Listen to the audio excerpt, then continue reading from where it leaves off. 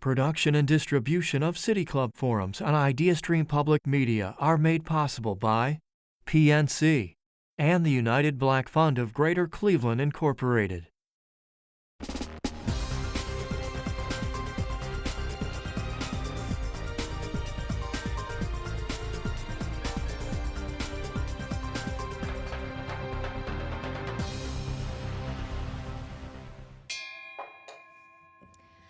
Good afternoon, and welcome to the City Club of Cleveland, where we are devoted to conversations of consequence that help democracy thrive. It's Friday, December 17th, and I'm Kristen Baird-Adams, President of the City Club Board of Directors and Chief of Staff of PNC's National Regional President Organization. I'm pleased to welcome you to the City Club's exit interview with Dave Abbott, President of the George Gunn Foundation, who retires at the end of this year. Established in 1952, the George Gunn Foundation funds programs that enhance our understanding of the physical and social environments in which we live and increase our ability to cope with its ever-changing requirements. To date, the George Gunn Foundation's commitments have totaled more than $816 million, including, under Abbott's leadership, numerous organizations addressing the most pressing issues here in Cleveland. Today's forum is the Norman A. Sugarman Memorial Forum on Philanthropy in America, as well as the James S. Lipscomb Memorial Forum on Philanthropic Spirit and Community Leadership. Both Norm Sugarman and James Lipscomb were remarkable leaders in philanthropy here and across the nation. And Lipscomb himself was the first executive director of the George Gunn Foundation. So it's certainly fitting that we'll hear from Dave Abbott, who is leaving the helm of Gund more than 60 years after Lipscomb was hired.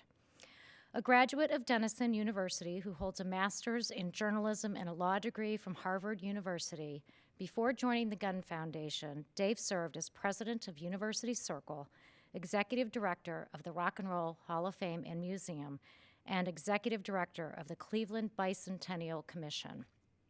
Dave also served as Cuyahoga County Administrator, playing a key role in the creation of the Gateway Project, and early in his career as a reporter for the Cleveland Plain Dealer.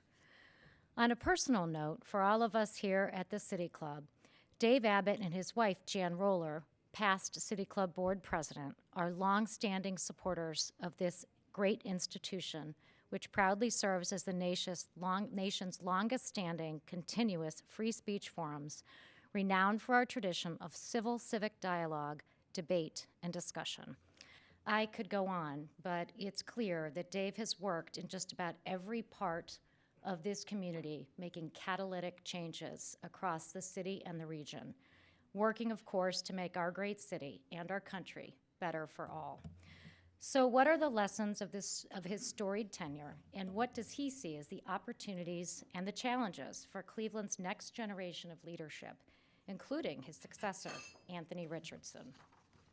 In conversation today is Randy McShepard, Vice President of Public Affairs and Chief Talent Officer for RPM International, and I must note, one of the many of us who have been inspired by Dave's leadership over the years. He and Dave have worked together for decades, starting with the Bicentennial Commission in 1994, where Dave hired Randy to work alongside him. Members, friends, and guests of the City Club, please join me in welcoming Dave Abbott and Randy McShepard.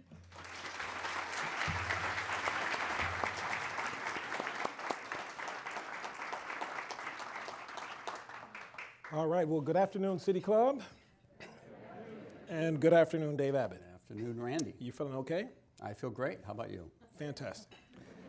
We'll jump right into this. I do want to go back to the very beginning for you. I understand you grew up in Fremont, Ohio, and I wanted to know what exactly brought you to Cleveland. Was it the plain dealer job, or did you always have aspirations of moving to Cleveland? No, it was the plain dealer job. When I got out of journalism school, I actually hitchhiked around the country for most of a summer looking for a job, among other things, and the place I got a job was here in Cleveland. So that's what brought me to Cleveland. Fell in love with Cleveland during that brief journalism career, and one thing led to another, and here I am. Wonderful. Speaking of falling in love with Cleveland, in a recent conversation, Dave, you mentioned a name of a gentleman, Jim Flanagan, from the Plain Dealer. And you talked about how he piqued your interest in Cleveland. Please share a bit more about that. Sure. When I first came to the Plain Dealer, my work week started at 6 p.m. on Friday. And I worked from 6 p.m. to 3 a.m. and I had Wednesdays and Thursdays as my day off. And here I was, new in town. This is not a great way to get to know a community. Everyone's leaving for the weekend. I'm just starting. And my job was called Night Rewrite, and I took notes over the phone from reporters who were out covering fires and disasters and murders and things, and wrote the stories up.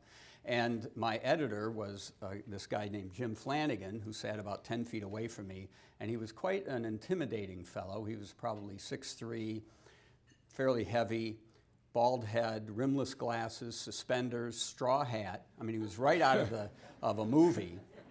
And he yelled a lot. And at 11 p.m., which was when I got to take a break and go get lunch, he was getting off work. And there used to be a bar at 17th and Superior called the Headliner. And we'd go over there, and Jim and I would sit at the bar, and I would say virtually nothing. And he would talk and tell stories about Cleveland, about, just all the crazy stuff that happens in a city. And I'm a little emotional about it because I think back, Jim died just a couple of years later, and I never really had a chance to tell him what an impact he had on me. But that was my education about Cleveland before I was even able to get out on the streets of Cleveland and really be a reporter. And after about 6 months of that, I finally was. But he made a profound effect on me because he gave Cleveland this sort of romantic quality, despite the fact that he was talking about all of these terrible things that reporters tended to cover. But he made a big influence on me. He was also a real mentor in terms of writing and learning how to write under deadline pressure. And as I mentioned, he passed away while I was still at the Plain Dealer, even though I was only there less than 4 years. But that was my Cleveland 101. Fantastic. Well, thank you to Jim for that. So you left the Plain Dealer, went to law school, came back, and took the job as county administrator. Not immediately. I worked in Boston after law school for Congressman Barney Frank on his re-election campaign. I was his communications director. And then we intended to come back to Cleveland, and Jan will say that I dragged her kicking and screaming, but not really. But so we came back, and my intent was to practice law. But in the election of 1982, Tim Hagan was elected as a Cuyahoga County Commissioner. And I knew Tim from when I was a reporter, and one of his brothers was a great friend of mine. And Tim called me and said, how about working for me for a year? And so I worked as Tim Hagan's administrative assistant for 2 years in Cuyahoga County government. And then at the end of that 2 years, I became the county administrator. So there was that interim period. Fantastic. So tell the everyday Joe and Jane in the audience, what is it like being the county administrator? Well, that was by far the hardest job I've ever had. I spent about 8.5 years in that role. And that is kind of like chief of staff or chief operating officer. It's that kind of role. There were 3 elected commissioners who appoint the administrator, and you then oversee the bureaucracy that is handling a whole host of programs heavily in the human services.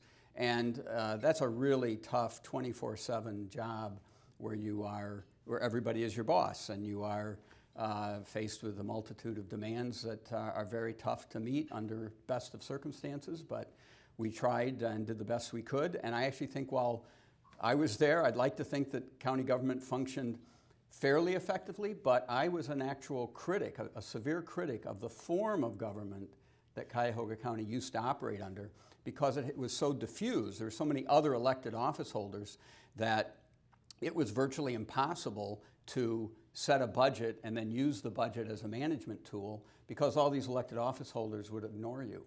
And it was a real challenge to try to make things work. So when it came time for the issue before the voters to change the form of government to an elected executive and council and get rid of most of the other office holders, the elected office holders, I was for it, not because of the corruption scandal, which actually precipitated the issue and led most voters to support it. I was for it because it was just a wildly inefficient form of government when you could not really manage the budget the way you wanted to, the way anybody would want to. It'd be as if you told the mayor of Cleveland, yeah, okay, you're mayor, but take half your cabinet, they're now going to be elected, and they get their own budgets and they get to do whatever they want. That's kind of what county government used to be like. Wow. And so I'm glad that changed. But that, I mean, it was a hell of an education for me. It was one way in which I got into the community and very deeply in many different aspects. And I hope I did a halfway decent job at it. Well, you would never say this, but I remember talking with you over 20 years ago about how complicated the deal was to figure out Gateway, and how there were very difficult moments, and some would argue you're an unsung hero, but just say a little bit about your role in the Gateway deal. Well, Tom Chema is here, who led that effort, and Tom and I joked more than once, I think after it was done, that we should write a book about it, but if we did, we'd both have to leave town. And there's some truth to that. I mean, deals like that are complicated under the best of circumstances, and they have debatable aspects, certainly. But it was one of those things that died 1,000 deaths along the way. You know, should it be a baseball stadium? Should it be an arena? Do we have to have both? What else is involved? Dealing with the team owners, dealing with the various political forces. It was, enormously challenging. One of the interesting things about it was that Mike White, who was the mayor at the time, was an advocate for it, but he, I would say, prioritized the arena over the ballpark. And Tim Hagan, who at the time was president of the Board of County Commissioners, and of course who I worked with very closely, also supported it. But he sort of tended to lean a little more toward the ballpark, and there was always some tension. Is there enough money to do both? Does it make sense? And it was highly complicated, and there was a relationship forged between those two that was enormously beneficial for this community in various ways. At the start of that process, they basically hated each other.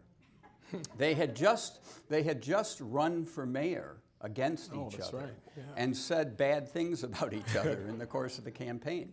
And yet that project brought them together because they saw mutual benefit for the community and for themselves. They thought that we could do something with it. And that had benefit in dealing with homelessness, with dealing with human services more broadly, in ways that people don't realize. But because the county and the city worked together well, and that relationship in the case of those two guys was forged by the Gateway process. As tough as it was, and as many deaths as it died along the way, it would not have happened without either of them, and it would not have happened without them coming together. And that was a remarkable thing to be a part of and to see, actually. And I wish that we saw more political marriages like that in our very fragmented political environment that we live in here in Northeast Ohio, because you can do things when that happens. Very good. Thank you for that. So you and I met when I joined the Cleveland Bicentennial Commission 26 years ago. I'd like you, first of all, to maybe say to the audience what the Bicentennial Commission was, since some were just youngsters when that even happened.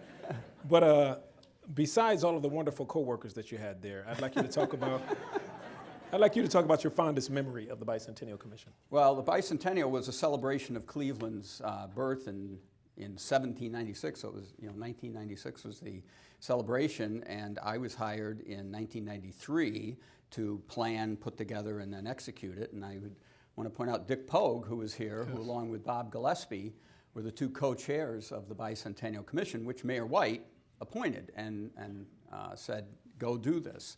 And it was an amazing 4-year project. I think we made a number of good decisions. There is no better one that I made than hiring you, Randy. I mean, that was really.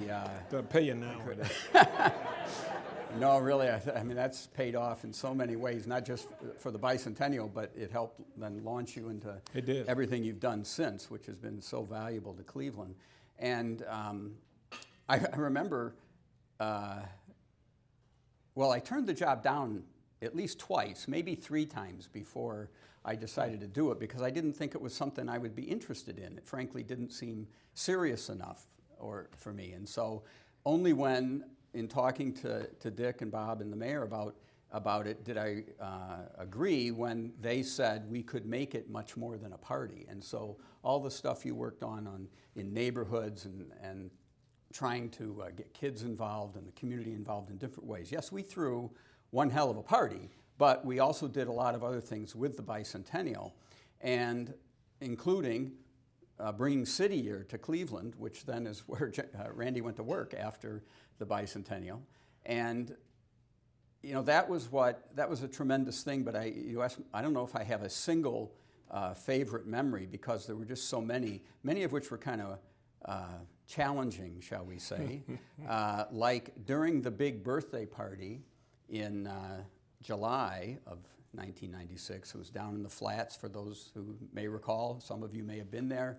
3 days down on the river with the orchestra and many other activities. And oh, I see Sherry is over here. Sherry also worked with us. And there had been a giant pile of coal placed at the mouth of the river for the benefit of a power plant. And that was done just before the Bicentennial. And they told us we couldn't shoot off fireworks because it was going to, remember this? I do. And so we had, it was a nightmare. I mean, we had to figure out a way to deal with it, including having a fireboat and having extra guards, extra insurance, and all of this. And damn, if on the first night of fireworks, one piece didn't land in this coal pile and start a fire.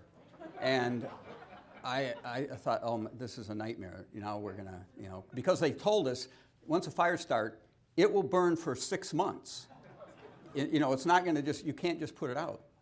But the firefighters got up there and they watered it down, and amazingly they did put it out, and they decided, okay, you can keep doing fireworks. But I was like, as you know, there were a million stories like that during the Bicentennial about how kept us up at night, didn't it? Very good. But it was fun. There you go. So as was highlighted in the video that was shown for the audience here before the program started, our listeners would not know that you are a man that has been affectionately referred to as steely-eyed bastard. Can you tell us what that's all about? I've never understood it, and it's heartbreaking. Well, another colleague of ours at the Bicentennial, Ann Zoller, I don't know if Ann's here, but Ann is clever in many ways, and she began calling me names just in the normal course of conversation. I mean, that's just sort of how Ann is. She started, calling me names, one of which was steely-eyed bastard, and which stuck. And she explained that I had a tendency, which I've been told since by many others, when talking to people, I tend to listen intently, and I just look them in the eye and listen. And apparently, it can be intimidating. I don't mean to be.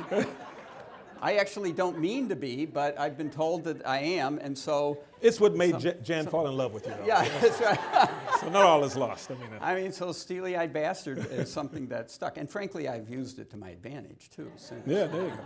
Once I figured that out, I thought, oh, okay, yeah. Very good. Well, I'm sure looking around the room at some people that care deeply about this community and spend days and nights wrestling with the challenges, they'd love to hear how you would describe the state of the community in Cleveland today. Well, it's a mixed bag, as it almost always is, that there are some areas in which I think we've made progress, others in which we had not, and we all know there's certainly a lot of work to be done. Policy Bridge, which you had, has come out with a new urban agenda, which deserves attention, and I hope the new mayor does that, even though it certainly cannot be an agenda owned only by the mayor. Right. It must be owned by everybody. And, we are in some ways masters of our own fate, and in other ways not. And that has a lot to do with where we are and where we're going. That, we have made smart investments over time in some areas, like some of the medical facilities, for instance, that fuel a lot of our economy today and are likely to keep doing that in a major way. But in other areas, we are behind. Like we got into investments in technology far too late compared to other communities. And we have not invested in ourselves in the degree that we really should have and must going forward, because we are in global competition, and when we compete with the rest of the world, we compete through all of you and everybody else who isn't here, and our workforce, our people. They are our team that we have on the field in global competition, and there are too many of our teammates who aren't able to play in the game because they don't have the skills, or they don't have the simple education, or they are discriminated against and are not given the opportunities, or they are victims of the discrimination that has been sadly a part of our society since its founding, and have not been able to overcome the legacy of that. And we all know that's true. Well, we have to be more serious about attacking it and about overcoming it if we are going to succeed in global competition and have the kind of lives that we want. And I'm not just talking about the black and brown members of our community who are victimized by our history, but I'm talking about all of us, because if anybody can't participate, we all suffer. It's to all of our detriment. And so we have to be more serious about that. And that's a whole set of issues, many of them covered in your new agenda. And we just have to be aggressive about it. But that is not all that it takes, because we do not exist in a vacuum. Our region competes against every other region in the world, but we do so in a global context. And so climate change is affecting everybody and everything, and it's only going to get worse. And we have to be consciously thinking about our place in that changing environment and what we can do or contribute to addressing it, but also how to adapt to it and use it to our advantage. The racial inequity that continues to exist in our society, and in Cleveland certainly, is a problem that is not just ours, but because of the way it has infected our politics and our ability to address issues or even to have civil conversations, I think is a huge problem that affects our ability as a community to deal with our problems, because we have to do it in partnership, if possible, with state policymakers, with national policymakers. And right now, that's not going too well. It's a little better than it was not long ago, but not enough. And then the state of our democracy is so fraught, so perilous, our ability to address anything is at risk. And it's simply wrong to think that race and racism does not have a lot to do with the state of our politics, because that has infected the thinking of far too many people, and they are distorting our democracy and using the power that they have in every way possible, in part, not wholly, but in part, to make the advantage that white people have held in this country since the beginning permanent, despite the changing demographics of our country.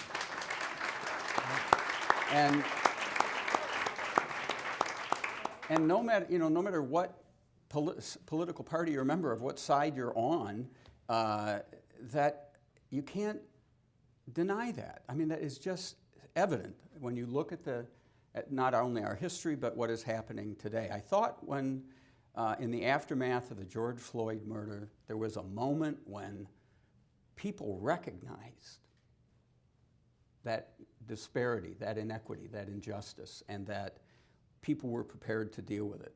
But there's been a terrible backlash since then, a white backlash against it, and it shows up in our politics very starkly.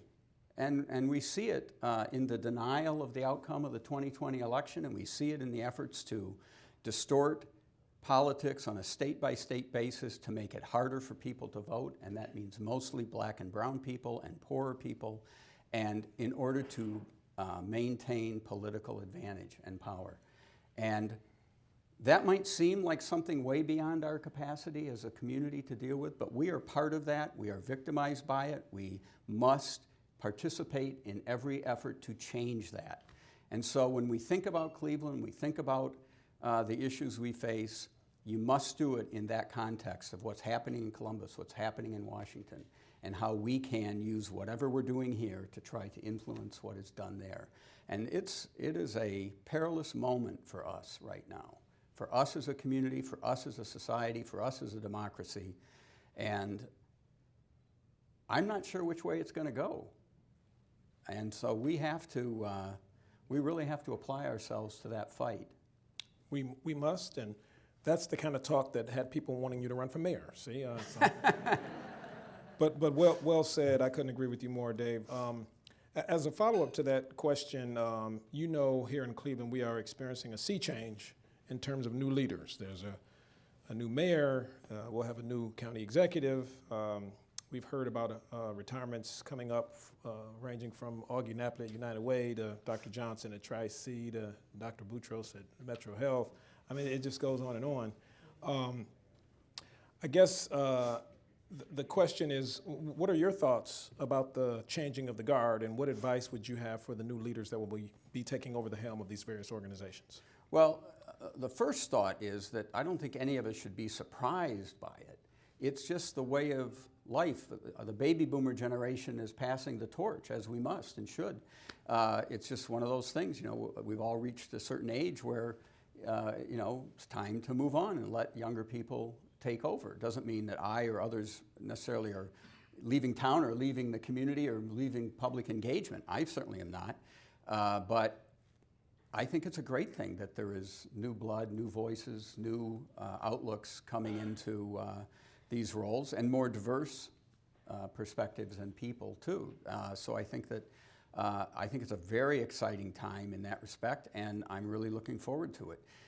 We obviously have a new mayor who I think is going to bring a level of energy and excitement and, frankly, an outward-looking view that I think is really important.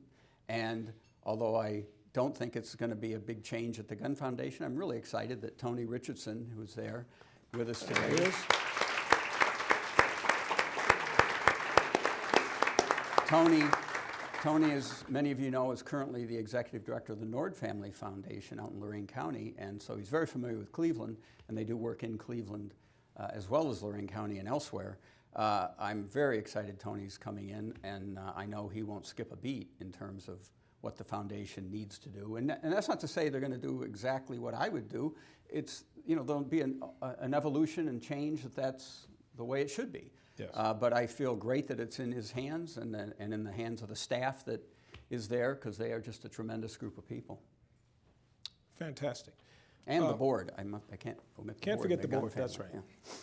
Yeah. Is there any unfinished business, Dave Abbott, that you will ruminate about in your retirement?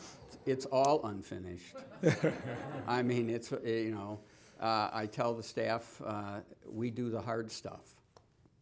And that hard stuff is not done. You know, the issues of climate change and racial injustice and democracy, it is not done. Unfortunately. I did want to ask a question about your leadership style that I think would be helpful for the audience. We already talked about steel-eyed bastard. Yeah. I promise we won't go back to that, but. No, I remember you as a hands-off boss who had no problem giving a lot of responsibility to a young group of professionals that worked with you at the Bicentennial Commission. And since then, you've done things like start the fellowship program at the Gun Foundation, which really was all about identifying and sort of engaging young leaders. And can you give your philosophy or vision about developing young leaders? Well, I've always believed that the best thing you can do in positions like mine is to hire good people and then get out of their way and let them do their work. If they're good people, I mean, to give them guidance and direction to the extent needed, but hopefully as little of that is necessary. They're all nodding their heads back here, I think. Yes, they probably think I've done too much guidance, but yeah, I mean, good people will do good work, and so that has always been my philosophy, and I apply that to younger people too. Of all the things I've done at the foundation, the fellowship is probably the thing I'm proudest of, because it's created this pipeline and cadre of great young people, some of whom are here today, to learn from the foundation, learn how we work, what we do, but then also about the nonprofit community and the community more broadly. And they've all gone on to do great things. Alicia Washington has come back to join us on the staff of the foundation, but they're all doing great things, mostly in Cleveland. A couple have gone elsewhere, but not too many.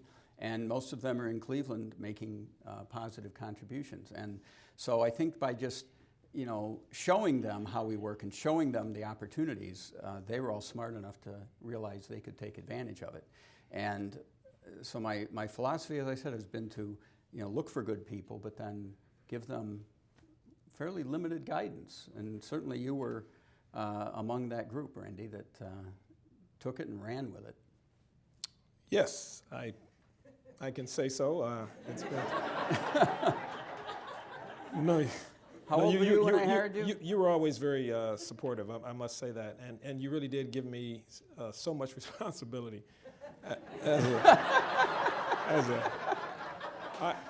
It was a sink or swim moment, let me tell you. Yeah.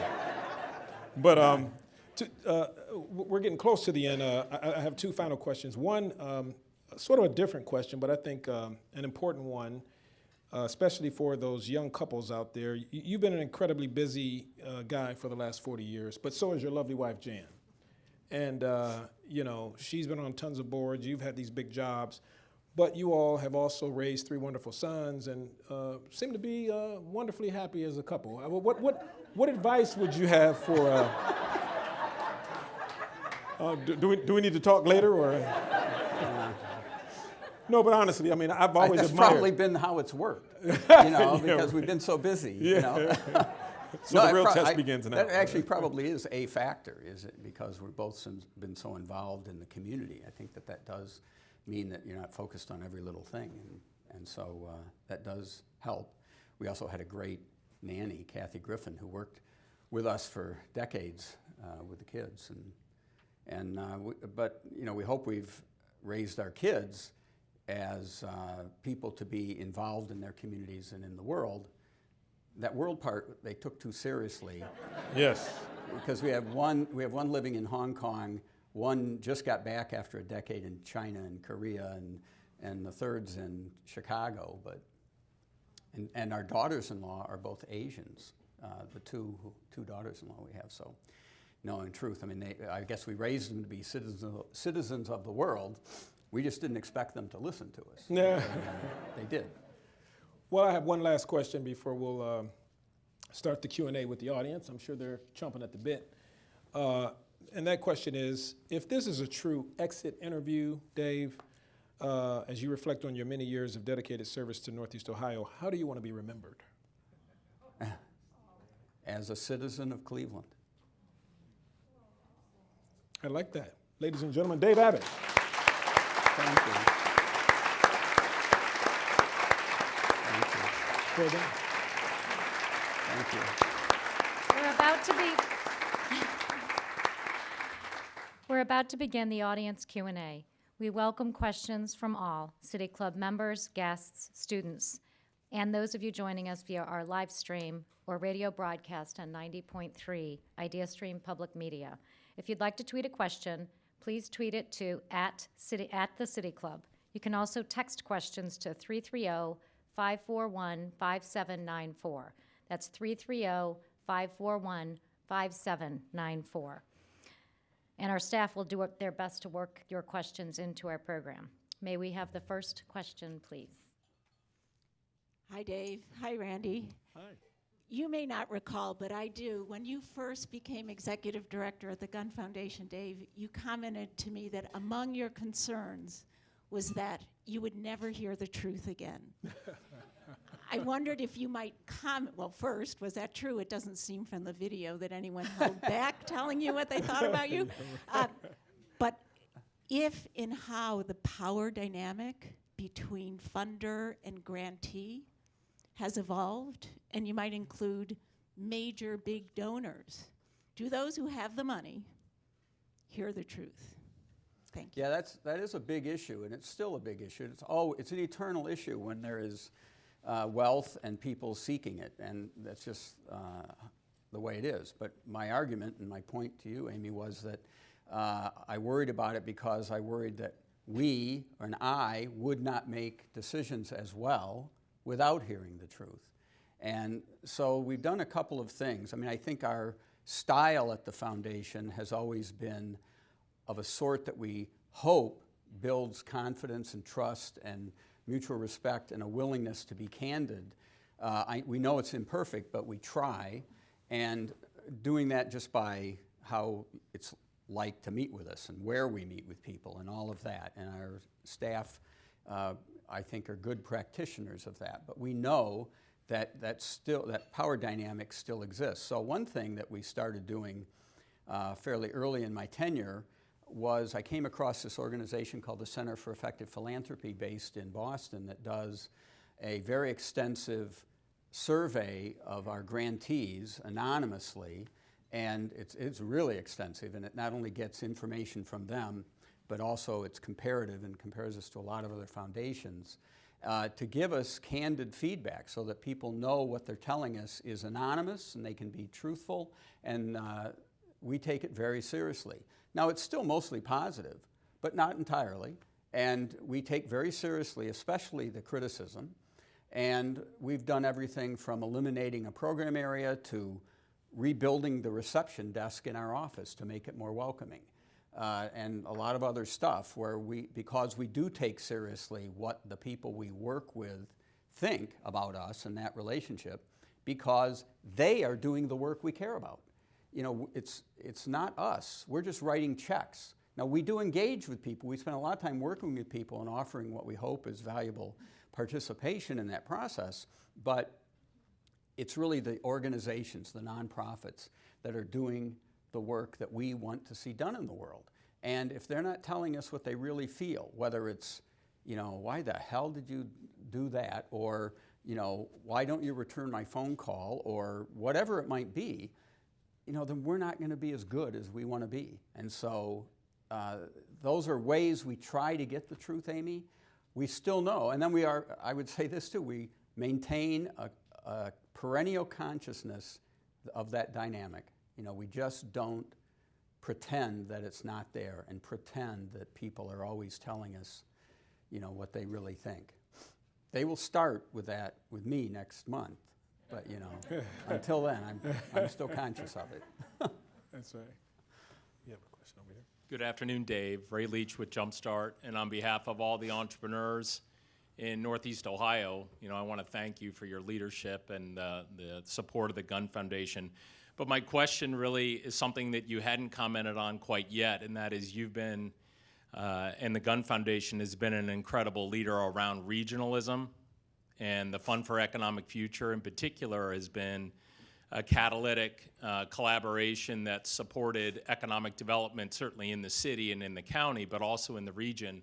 I'd be curious if you could share with the audience what the biggest lessons you've learned as it relates to the Fund for Economic Future and the success that it's generated and the challenges perhaps it's faced. And the last thing is maybe a comment about 2 Tomorrows, which I think has been one of the most impactful messages brought to the community, particularly over the last 4 years.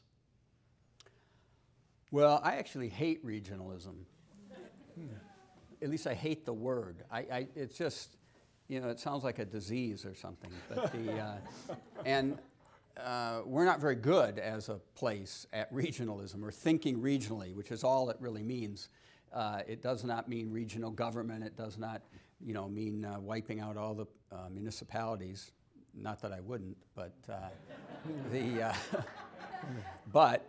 it just means working together on a geographic basis that reflects the way the global economy treats us. The global economy is made up of a whole bunch of regions. There's no city of Cleveland economy, there's no Cuyahoga economy, there's not even a state of Ohio economy. And you know that we are regions competing. And so if we're going to compete in a smart and effective way, we need to pull together as a regional team. And that's imperfect always because it's so complicated when you got all these municipalities and the diversity and the complexity and the political divisions and everything that get in the way. but we still have to do it. And we are doing it. Whether we're doing it effectively or not is another question.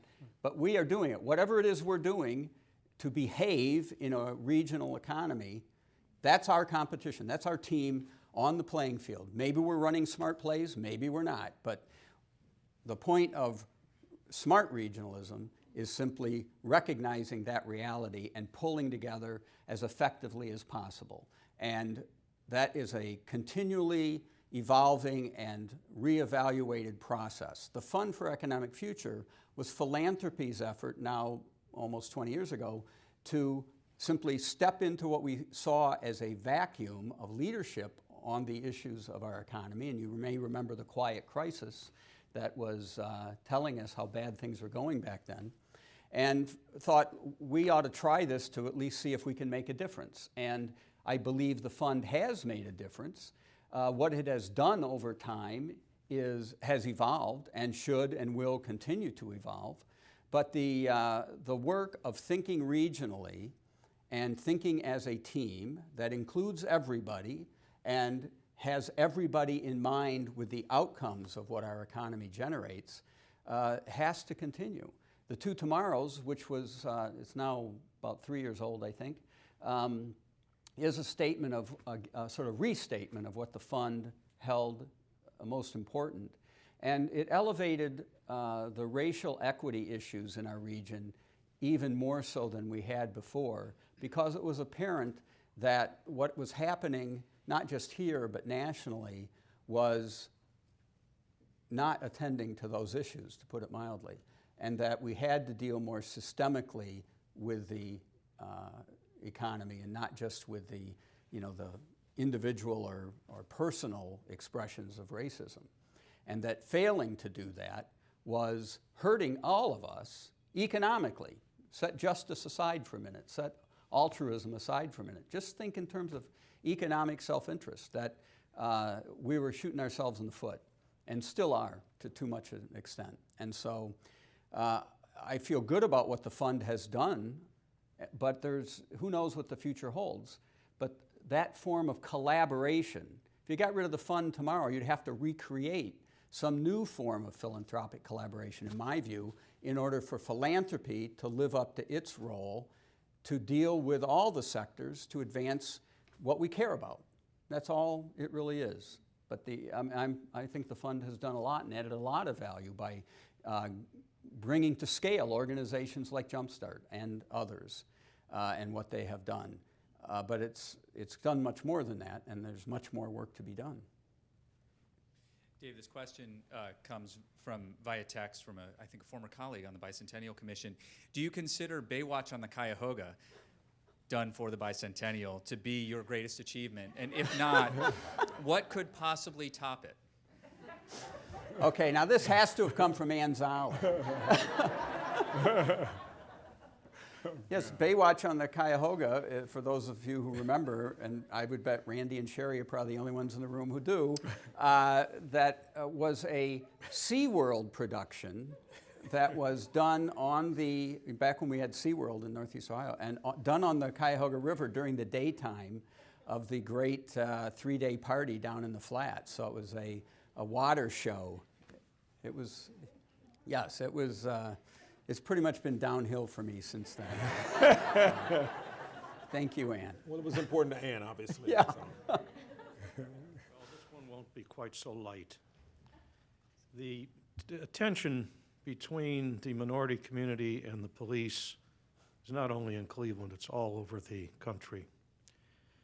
What can you tell us that would give us some optimism that with the new amendment to the police review in Cleveland, that there might be some relief, some modification, some improvement in minority community and police relations, and a better understanding or view on the part of the police towards their role in the minority community?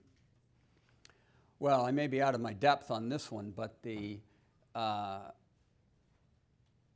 it's clear that an element of the relationship is a lack of trust a big element.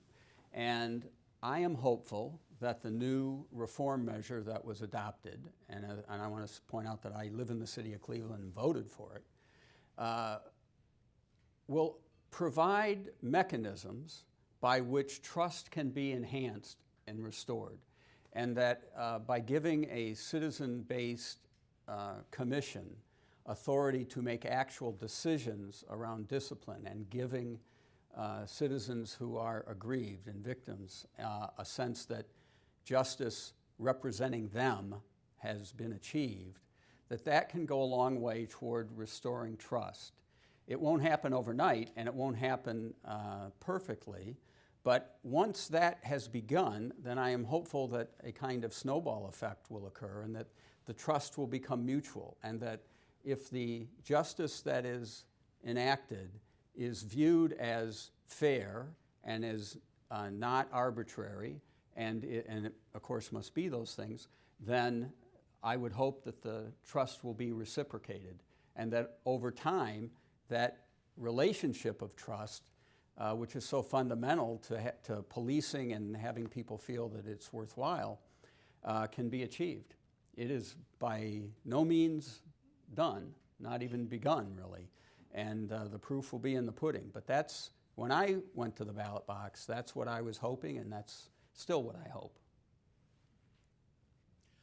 Tom Barrow, City Club member and former reporter at Channel 3.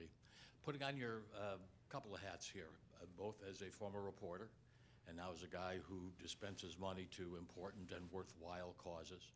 The foundation has just made a contribution donation to sustain something called what, the Marshall Plan is your Marshall Project, right. is greater coverage of the justice system. Given the decline in the quantity and quality of journalism and the Foundation's commitment to advancing democracy and the key role that journalism plays in that, do you see the role of foundations increasing in coming up with ways to sustain and encourage alternative and independent journalism? Probably. In addition to what we did to what will launch the Marshall Project in Cleveland, the Marshall Project has been around for a while doing justice reform reporting, and they've won a couple of Pulitzers for their work. Some other foundations in the community have put up money to, in partnership with the American Journalism Project, to launch a kind of more general purpose newsroom in Cleveland. We haven't yet decided whether to be a part of that, but it's still a possibility. Both of those are examples of how foundations can support journalism, in addition to things like IdeaStream, which we have long supported, as have others. But my fear in all of that is whether it's sustainable, because it's expensive and it's new for philanthropy. This is not something that historically foundations have funded because we didn't need to. The advertising process and revenue sustained newspapers and journalism generally. And it worked pretty well for a very long time, but the internet killed it. And so now we are faced with diminished capacity in local journalism. And we're really talking here about locally focused journalism that does the kind of work that we as a community need to see done, that holds politicians and people in power to account for their behavior. And what I don't know yet is whether there is the appetite and the will among foundations in Northeast Ohio to put up not just money to launch something, but to keep it going long term, because I hate it when foundations, and they do this often, exercise attention deficit disorder, and they'll put money into something because it's the shiny new thing, and then a few years later decide, well, we're not going to do that anymore and move on to something else. That's just not responsible behavior on something like this. The community needs journalism. Is philanthropy prepared to make the long-term investment? That's still an open question. Hi, I'm Karen Snyder. I am the Ohio Regional Director for Second Act. We are a nonprofit that uses theater to address substance use disorder. And I have a general question about applying for grant for foundations. What is your advice when nonprofits continue to get denied from foundations? What's your advice for nonprofits to keep moving forward and to applying again?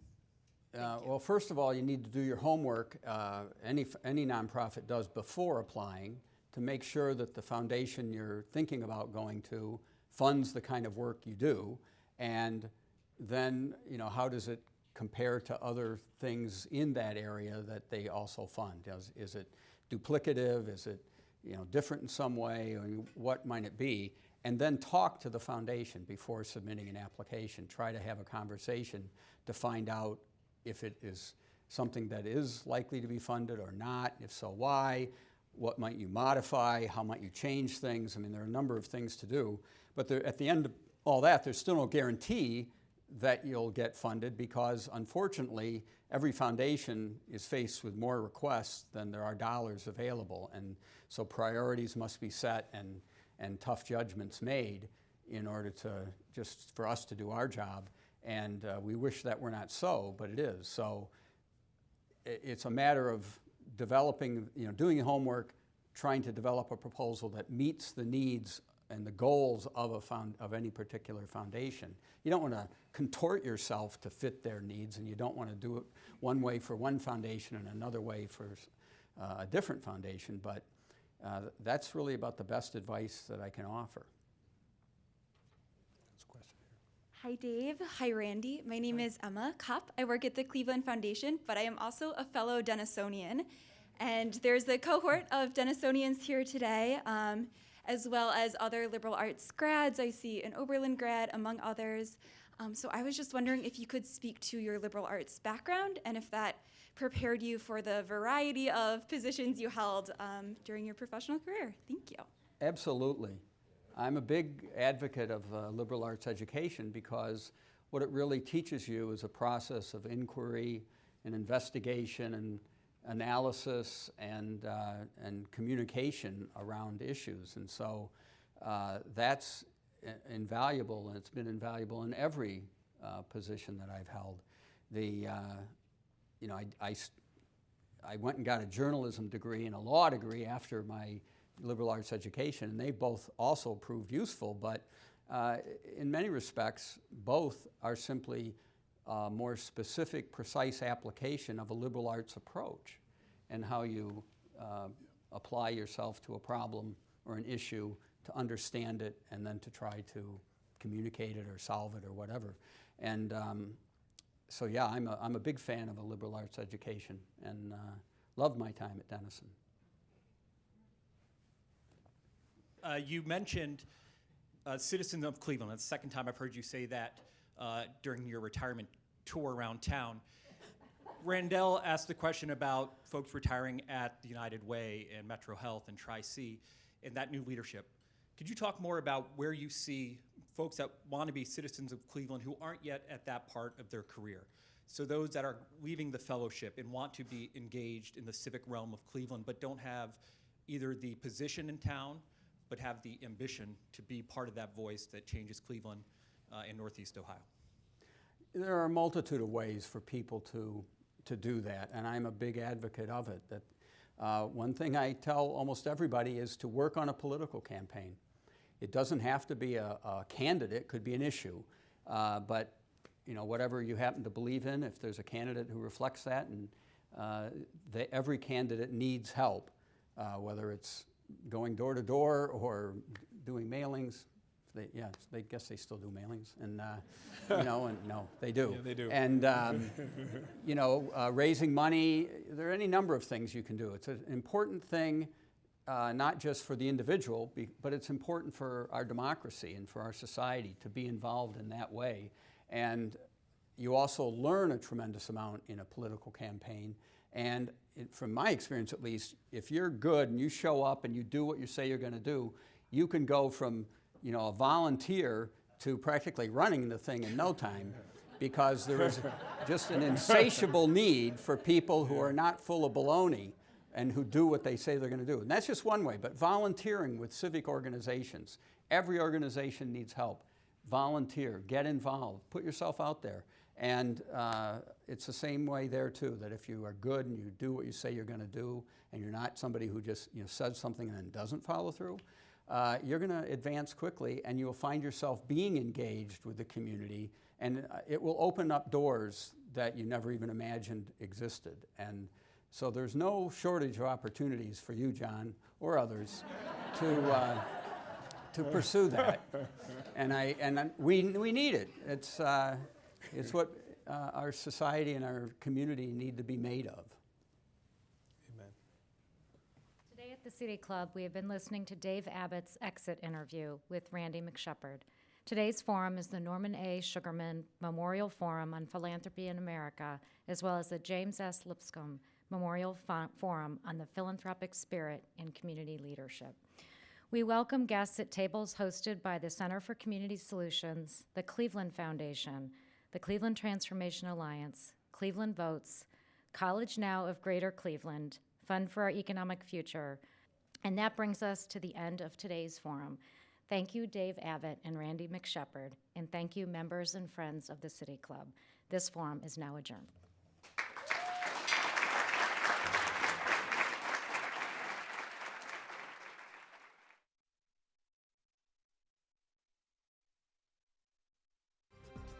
For information on upcoming speakers or for podcasts of the City Club, go to cityclub.org.